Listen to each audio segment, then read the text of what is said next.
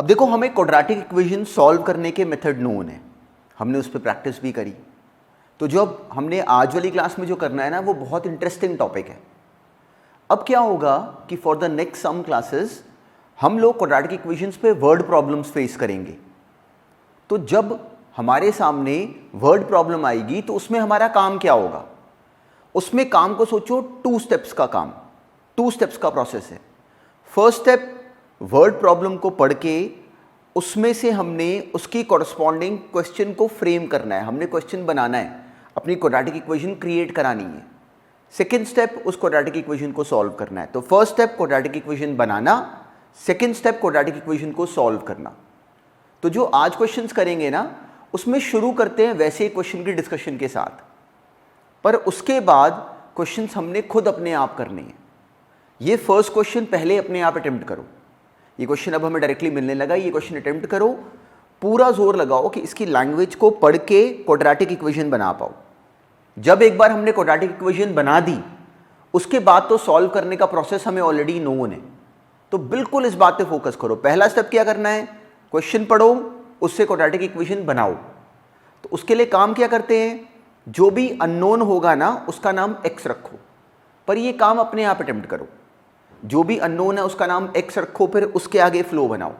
बिल्कुल ऐसे सोचो। चलो, ये क्वेश्चन अपने आप पहले अटेम्प्ट करो, ये सॉल्व करो।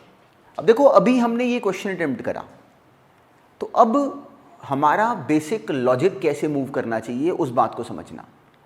हमें दिया गया the sum of the squares of 2 consecutive natural numbers is 313, find the numbers.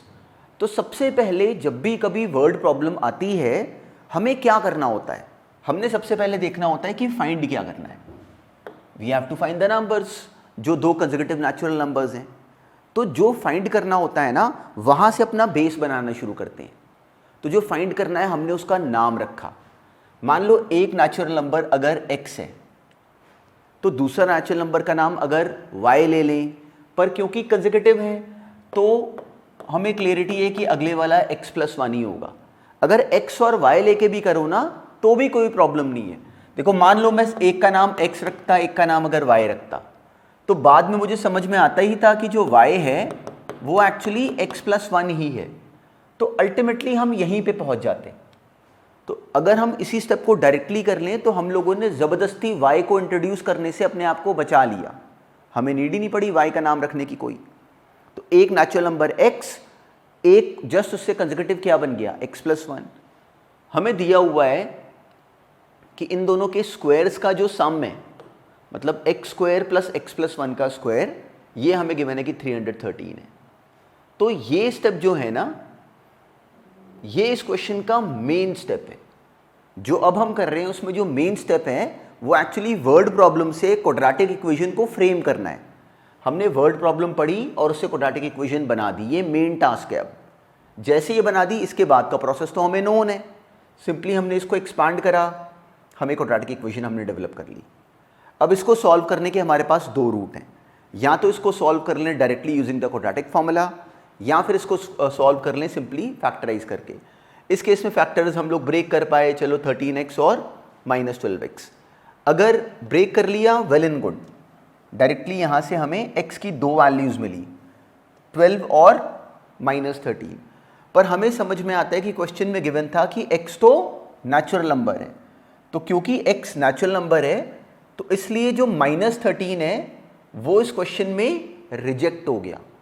हमें दिया गया था sum of the squares of 2 consecutive natural numbers. तो हमने x की वैल्यू बस 12 लेनी थी, x की वैल्यू -13 को हमने रिजेक्ट करना था। Why? Because it was given कि x is a natural number। तो -13 is not a natural number, ये रिजेक्टेड। तो एक नंबर आ गया 12, और नेक्स्ट नंबर क्या था? x+1, वो बन गया 13। तो हमारा जवाब बनता फाइनली कि द 2 नंबर्स आर 12 एंड 13। बिल्कुल इस बात को ध्यान में रखना। अब इसी क्वेश्चन को इस स्टेप के बाद अगर हम लोग फॉर्मूला अप्लाई करके भी अगर करें, तो भी सेम लॉजिक है, आंसर हम लोग का सेम ही आता। चलो, अब बिल्कुल ऐसे क्वेश्चंस को अपने आप फ्रेम करो। पहला काम क्या है? इक्वेशन को फ्रेम करना। उससे पहले वेरिएबल्स का नाम रखोगे। कैसे रखोगे? देखोगे कि पूछा क्या गया है। जो पूछा गया है वहाँ से वेरिएबल का नाम डिसाइड होता है। उसके बाद उसमें हम लोगों ने फ्लो बना के इक्वेशन बनाई। जब हमने इक्वेशन बना दी तो अब ये क्वेश्चन वही बन गया जो हम लोग लास्ट क्लास तक सॉल्व करते आ रहे हैं। इसको बिल्कुल ऐसे सोचो। अब ये क्वेश्चन करो अपने आप अटेम्प्ट। अब देखो इस क्वेश्चन में हमें कहा गया कि the sum of two numbers is 15 and if the sum of the reciprocals is 3/10 then find the numbers. तो हमने क्या फाइंड करना है अब की बार? सिंपली दो नंबर्स। तो अब इस क्वेश्चन में हमारा काम क्या होता? या तो क्या करते कि नंबर्स का नाम, अब जैसे मेरे मन में ये थॉट आता है कि मान लो कि एक नंबर का नाम मैं x रख लूं, दूसरे नंबर का नाम y रख लूं, परफेक्टली ओके, बिल्कुल ना वरीड हो। अल्टीमेटली ये अपने आप क्वाड्रेटिक ही बनेगी। मान लो हमें कहा गया दो नंबर्स हैं, हमारे मन में आया कि इसको x + y पढ़ लेते हैं कि बराबर है 15 के। एक थॉट ये आया। अब हमें कहा गया है कि इन दोनों का जो रेसिप्रोकल है उसकी वैल्यू हमें गिवन है 3/10। ये हमने सेकेंड इक्वेशन बना ली। अब दो इक्वेशंस हैं, दो अननोन्स हैं, तो इन दोनों को सॉल्व करके हमने x और y का जवाब बनाना है। ये हमारा काम है। तो अब ये जैसी हम लोगों ने सिंपल साइमल्टेनियस इक्वेशंस करी होती हैं, ये वैसी नहीं है। तो अब क्या करें इसको सॉल्व करने के लिए? सिंपली हम लोग y को क्यों ना एलिमिनेट कर दें। y कितना आ गया? 15 - x, उसको यहाँ पे लिख देते हैं। तो अगर सिंपली y की जगह 15 - x अगर यहाँ पे लिख दें तो हमारे पास इक्वेशन डेवलप हो गई सिंपली x में। एक नंबर x, दूसरा नंबर y आ गया 15 - x।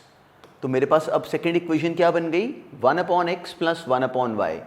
y की जगह हमने लिख दिया 15 - x, ये बराबर है 3/10 के। ये इस क्वेश्चन का मेन स्टेप है। बिल्कुल ऐसे सोचा करो। तो अगर मान लो कि हमें कहा गया फाइंड द टू नंबर्स और उसका नाम अगर हमने x और y भी रख लिया तो भी कुछ नहीं होता, बिल्कुल सही है, बिल्कुल नहीं वरीड होना उस कहानी पे। सिंपली x + y कितना था? 15, 15, 1/x + 1/y वॉज 3/10। अब हमने y की वैल्यू निकाली, वो आ गई 15 - x। उसको बस हमने इस सेकंड वाली इक्वेशन में फिल कर दिया। क्यों?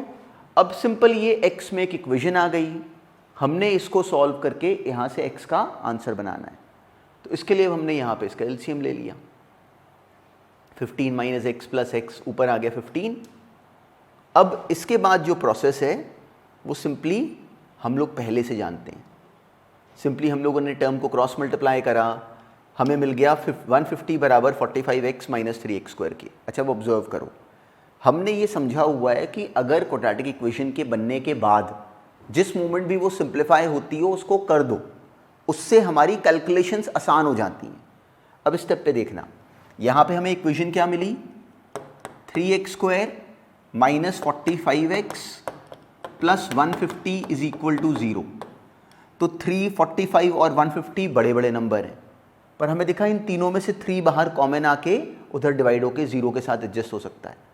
तो हमने 3 कॉमन ले लिया, हमें इक्वेशन मिल गई x² - 15x + 50 = 0। ये कंपैरेटिवली ज़्यादा आसान बन गई as compare to this one. इसलिए अगर सिंप्लीफिकेशन होती हो तो करनी है हमने, इसको बिल्कुल ध्यान में रखना, उससे हमारी कैलकुलेशन सिंप्लीफाई हो जाती हैं। अब देखो ये हमसे ईजिली इसके बाद ब्रेक हो पा रही है। हम लोगों ने इस टर्म को स्प्लिट कर लिया 10x और 5x, और हम लोग x के दो आंसर बना सके।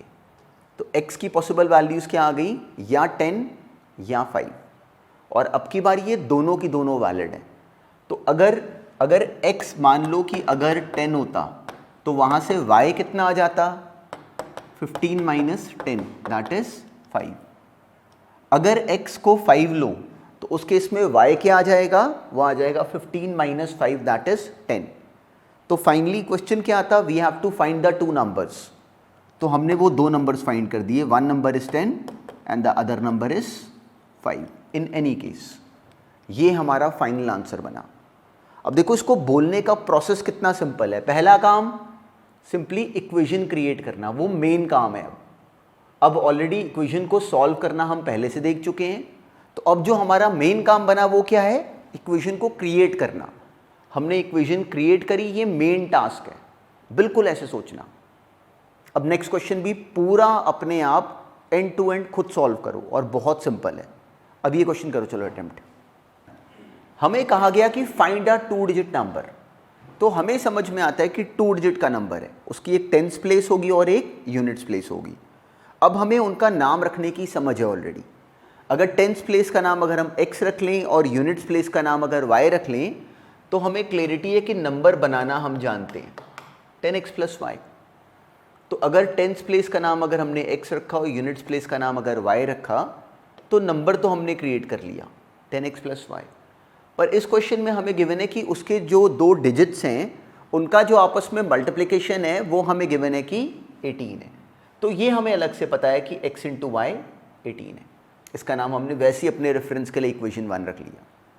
अब हमें गिवन है कि इस नंबर से अगर हम लोग 63 अगर सब्ट्रैक्ट करें तो इसके डिजिट्स रिवर्स हो जाते हैं।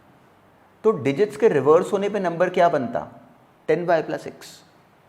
तो अब इसका मतलब क्या हुआ कि 10x + y में से अगर 63 अगर हम सब्ट्रैक्ट कर दें तो आंसर आ जाएगा 10y + x। इस क्वेश्चन में हमें ये बात गिवन थी। तो अब यहाँ से हमारी इक्वेशन बन गई simply 10x + y - 10y + x बराबर 63 के। तो हम यहाँ तक इक्वेशन को ला सके simply 9 times of x - y बराबर आ गया 63 के।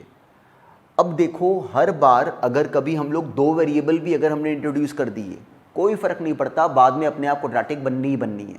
तो उस चीज़ को लेके बिल्कुल भी अपने माइंड में कोई डाउट ना लेके आया करो। हमने ये इक्वेशन बना ली। अब हम पहले से जानते हैं कि x × y बराबर है 18 के, तो y की वैल्यू वहाँ से निकाल लो सिंपली जैसे हम लोग एलिमिनेशन में करते थे। y बराबर आ गया 18/x, उसको हम यहाँ लिख देंगे। जब y की जगह हम लोग यहाँ पे 18/x लिख देंगे तो अपने आप ही 9 टाइम्स ऑफ x - 18/x बराबर आ जाएगा 63 के। अब हमने ये रूल बनाया है कि जहाँ पे भी इक्वेशन सिंप्लीफाई होती हो कर दो। तो हमें रियलाइज़ हुआ कि यहाँ पे 9 और यहाँ पे 63 ये आपस में कैंसिल हो रहे हैं, 9 1 ज़ा 9 7 ज़ा। तो एक्चुअली हमारी इक्वेशन बहुत सिंपल सी बन गई, x - 18/x बराबर है 7 के। तो अब ये हमारी क्वाड्रेटिक इक्वेशन का फॉर्मेट डेवलप हो गया। अब सिंपल है, हमने सिंपली इसका एलसीएम लिया, हमें मिल गया x² - 7x - 18 = 0। तो जब x² - 7x - 18 = 0 हम बना गए, अब सिंपली इसको फैक्टराइज करके करें या डायरेक्टली फॉर्मूले से करें वो हमारी मर्जी होती है। तो इस क्वेश्चन में फैक्टराइजेशन देखो कितना सिंपल था। इसको ब्रेक कर लिया -7x + 2x में और हम लोग सिंपली नंबर बना सके। हमारे पास x की 2 वैल्यूज़ आ गई 9 और -2। पर जो x है वो अब की बार क्या था, एक नंबर का 10th डिजिट। तो अब हमें क्लैरिटी है कि 10th डिजिट जो है वो नेगेटिव तो हो नहीं सकता, इसलिए हमने इस -2 को रिजेक्ट कर दिया। तो हमारा फाइनल आंसर क्या बना, x आ गया 9 और x × y कितना था 18। तो वहाँ से सिंपली y आ गया 2। तो हमने कंप्लीट नंबर ऑब्टेन कर लिया। तो हम लोग एग्ज़ाम में मेंशन करते, हम लोग क्लियरली एग्ज़ाम में मेंशन करते कि the number required is simply 92। 10th digit उसका 9 और 1st डिजिट उसका 2। तो हम लोग वहाँ पे एग्ज़ाम में पूरी तरह अपना जवाब मेंशन करते, इसको रिटर्न में वहाँ पे देना चाहिए हमें कम्प्लीटली, ये हमारा पूरा जवाब बनता। तो देखो जो प्रोसेस है वो कितना सिंपल है। इसको बिल्कुल भी जो हम लोगों ने पहले कभी वर्ड प्रॉब्लम्स करी हुई हैं उससे डिफरेंट ना सोचो, ये सिंपल ही होता है।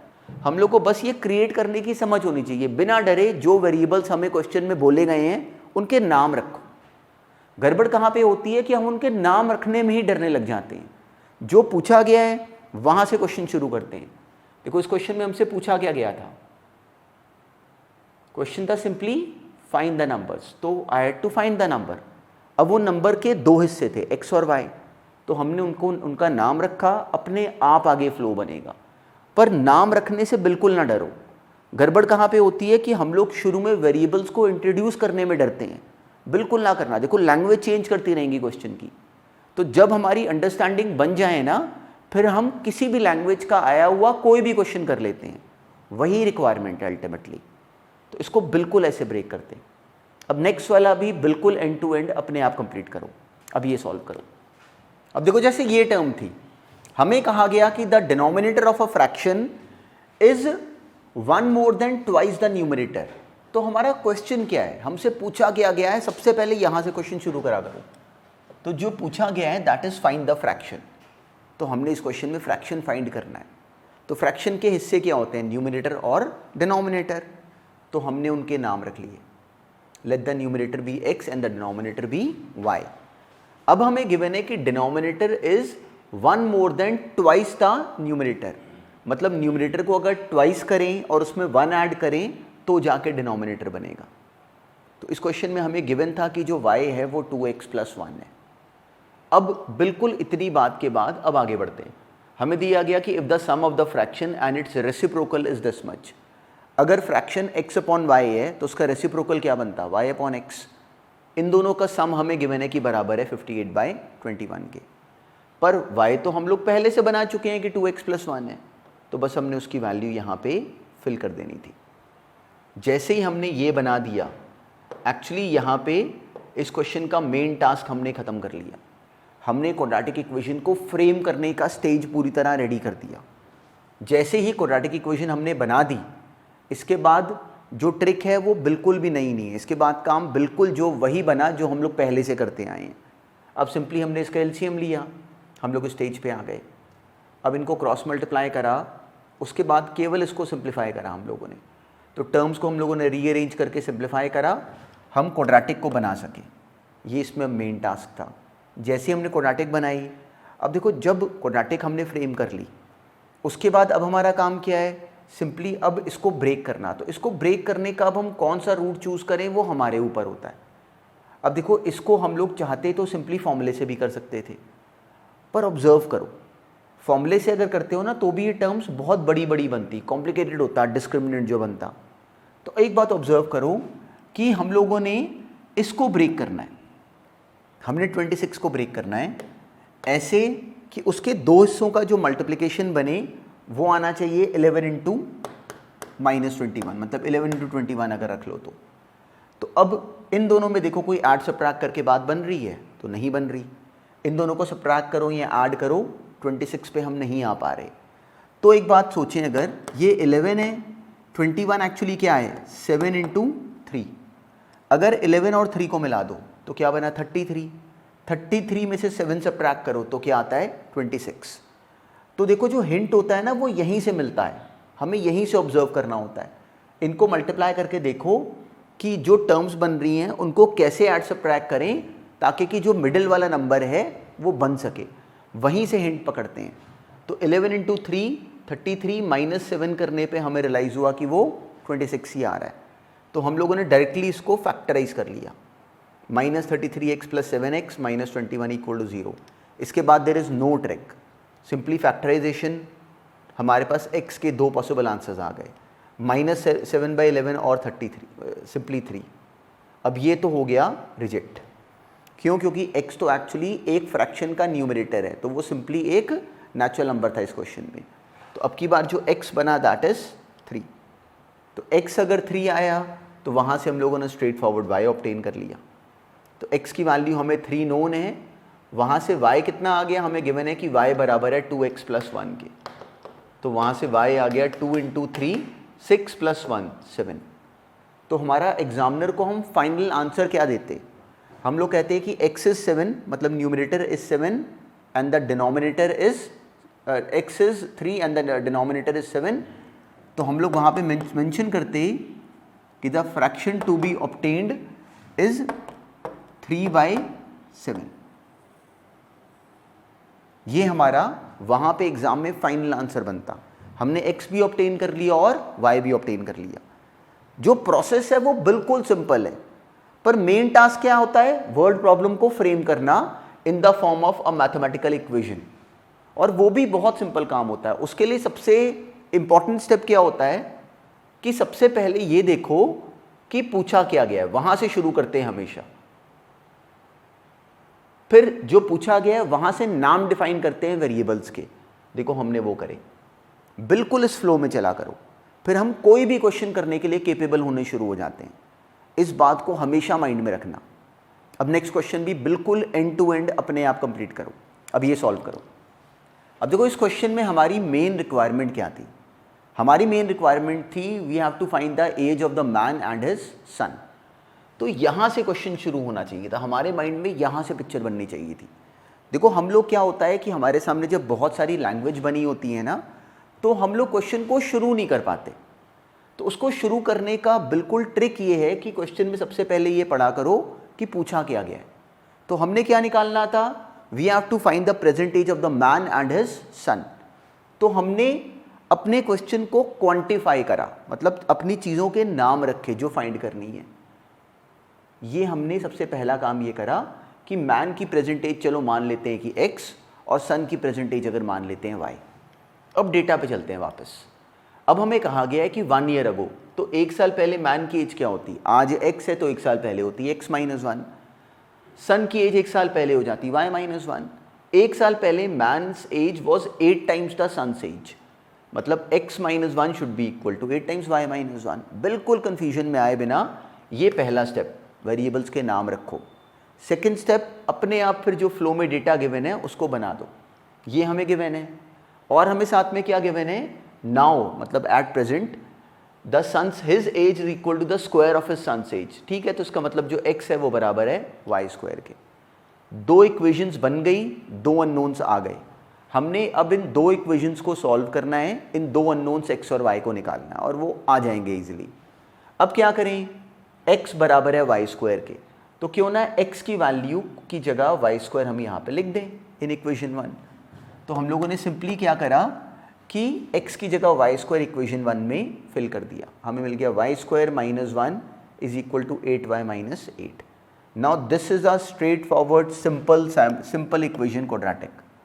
अब यहाँ से हम लोगों ने फैक्टराइज करके y निकाला, y आ गया 1 और 7। तो अब सन की अगर प्रेजेंट एज अगर 1 होगी तो 1 साल पहले एज कितनी हो जाएगी, 0। वो तो फिर पॉसिबल नहीं बनी हम लोग की बात यहाँ पे। तो इसलिए जो प्रेजेंट एज हुई सन की वो एक्चुअली 1 हम लोगों ने रिजेक्ट करा, क्योंकि वो क्वेश्चन की लैंग्वेज के हिसाब से सेंस नहीं बना रहा था। तो हमने y की वैल्यू 1 को रिजेक्ट करा अब की बार। तो जो सन की प्रेजेंट एज है वो कितनी आ गई, 7। और मैन्स प्रेजेंट एज क्या बनी, सिंपली y का स्क्वायर। तो मैन की प्रेजेंट एज आ गई x is equal to Y square, that is 49। ये हमारा फाइनल आंसर बनता। तो हम लोग मेंशन करते, एंड में मेंशन करते कि man's present age is, simply हम लोग ये टर्म मेंशन कर देते कि man's age is equal to 49 years and son's age is equal to 7 years. बिल्कुल हम लोग कंप्लीटली अपनी वहाँ पे आंसर में इसको मेंशन कर देते। तो इम्पॉर्टेंट टास्क एक्चुअली क्या है कि बिल्कुल भी ना सोचो कि हम लोगों ने वेरिएबल्स कैसे लेने हैं। सबसे पहले क्वेश्चन में हर बार ऑब्जर्व करो इस बात को बार बार कि क्वेश्चन की लैंग्वेज चेंज होने से हमारा लॉजिक चेंज नहीं करेगा। हमने सेम तरीके से क्वेश्चन करना है। हमने पहले पढ़ना है कि पूछा क्या गया है, वहाँ से हमारे वेरिएबल्स डिफाइन हो जाते हैं, फिर आगे फ्लो पकड़ना है। अपने आप होते हैं क्वेश्चन सॉल्व, बहुत सिंपल है ये भी। अब नेक्स्ट भी अपने आप अटेम्प्ट करो। अब देखो जैसे ये क्वेश्चन था, तो अब इनमें कोई ट्रिक नहीं है। हमें कहा गया कि कोई 2 डिजिट का नंबर लो। क्वेश्चन क्या है, we have to find the number. तो पहला काम क्या करेंगे, जो पूछा गया है उसके नाम रखेंगे। तो हमने यहाँ पे नंबर डिफाइन करा, 10th डिजिट का नाम रखा x, यूनिट डिजिट का नाम रखा y। अब हमें कहा गया है तो नंबर क्या बना, 10x प्लस y। तो 10x प्लस y जो है वो 4 times the sum of the digits है, मतलब 10x प्लस y बराबर होगा 4 इंटू एक्स प्लस वाई, और 10x plus Y 3 times the product of the digits है, मतलब सिंपली वो बराबर हो गया, सिंपली ये इक्वल टू हमें दे गया 3 इंटू एक्स वाई के। अब ये 2 इक्वेशंस को यूज करते हुए हम लोगों ने x और y निकालना था। तो अब इसको डेटा को ज़रा रीअरेंज करते हैं। अगर इसको हम लोग सिंपली रीअरेंज करें तो हमें मिल गया कि y बराबर है 2x के। अब y की वैल्यू 2x हम इस वाली इक्वेशन में फिल कर देते हैं। क्यों, वेरिएबल 1 करेंगे तभी वहाँ से इक्वेशन सॉल्व हो पाएगी। तो हमने y को हटाया इसमें से, बस एक वेरिएबल x बना लिया। 10x प्लस 2x बराबर आ गया 3x इंटू 2x। वो सिंपल सी इक्वेशन बन गई 6x स्क्वायर माइनस 12x बराबर 0 के। 6x common, x minus 2 equal to 0, वहाँ से x आ गया 0 या फिर 2। अब 2 डिजिट नंबर है, उसका टेंस प्लेस कहाँ 0 हो सकता है, तो इस रीज़न से हमने इसको तो रिजेक्ट कर दिया। ये बनी अपने काम की टर्म। तो x कितना आ गया 2, और y कितना है 2x, तो वहाँ से y आ गया सिंपली 4। तो y हम लोग ऑब्टेन कर गए कि y इज़ 4। तो जो हमारा कंप्लीट नंबर बना वो नंबर क्या आ गया 24। तो हम लोग वहाँ पे मेंशन करते कि द नंबर इज़ 24, ये हमारा फाइनल आंसर बनता। देखो जो प्रोसेस है वो सेम है, क्वेश्चन की लैंग्वेज चेंज होके आती रहेंगी, और अगर हमें इस बात की समझ आ जाए ना कि इनको डील कैसे करना है, तो हमें रियलाइज़ होगा कि ये सारे क्वेश्चन सेम होते हैं, इसमें कोई ट्रिक ही नहीं है। बस अपना फ्लो एक बार सही बनाओ, तो फिर अगर क्वेश्चन की लैंग्वेज नई भी आती है ना कभी एग्जाम में, तो वो भी सेम होती है। बस हम लोगों ने सही तरीके से पकड़ना है, याद नहीं करने क्वेश्चंस, इस बात को बिल्कुल माइंड में रखो। अब देखो आज वाली क्लास में अभी हमने मिक्स क्वेश्चंस करे वर्ड प्रॉब्लम्स, अभी नेक्स्ट क्लास में वर्ड प्रॉब्लम्स पे ही काम करेंगे फर्दर। पर जो मेन टास्क है वो इस बात को समझो कि हम लोग सेंस पकड़ रहे हैं कि वर्ड प्रॉब्लम को हमेशा कैसे डील करना है। ये नहीं कि हमसे थोड़े क्वेश्चंस हों थोड़े ना हो, इस लॉजिक पे बिल्कुल भी नहीं चलना। बिल्कुल एक सेंस बनाओ माइंड में कि वर्ड प्रॉब्लम को हैंडल कैसे करते हैं, कि सबसे पहले ये देखते हैं कि पूछा क्या गया है, वहाँ से जो पूछा गया होता है वहाँ से वेरिएबल्स के नाम रखते हैं, फिर अपने आप फ्लो बनता है उसके बाद। बिल्कुल ऐसे देखा करो, क्वेश्चन की लैंग्वेज अगर चेंज हो उससे वरिड नहीं होते, जो मर्जी क्वेश्चन आ जाए वो हमारा सॉल्व होना शुरू हो जाएगा। ये भी एक्चुअली बहुत स्ट्रेट फॉरवर्ड आर्टिकल है। लोग कहाँ पे गड़बड़ करते हैं कि उनको लगता है कि हमें क्वेश्चंस की लैंग्वेज सीन हो, बिल्कुल उस लॉजिक पे नहीं चलना। हमारे सामने कोई भी क्वेश्चन आए हमारा सॉल्व होना चाहिए, तो बिल्कुल उसके लिए अपने माइंड में स्ट्रैटेजी बनानी शुरू करेंगे। तो जो हमने आज क्वेश्चंस करे, एक बार नेक्स्ट क्लास से पहले इनको ज़रूर रिवाइज़ कर लो, उसके बाद जब नेक्स्ट क्लास में क्वेश्चंस करेंगे वो भी अब खुद करोगे। अब जब वो नए क्वेश्चंस अटेम्प्ट करोगे तो हमारा कॉन्फिडेंस और बढ़ेगा। तो चलो बस अभी आज वाली क्लास में जो काम करा उसको प्रॉपरली रिवाइज़ करके आओ।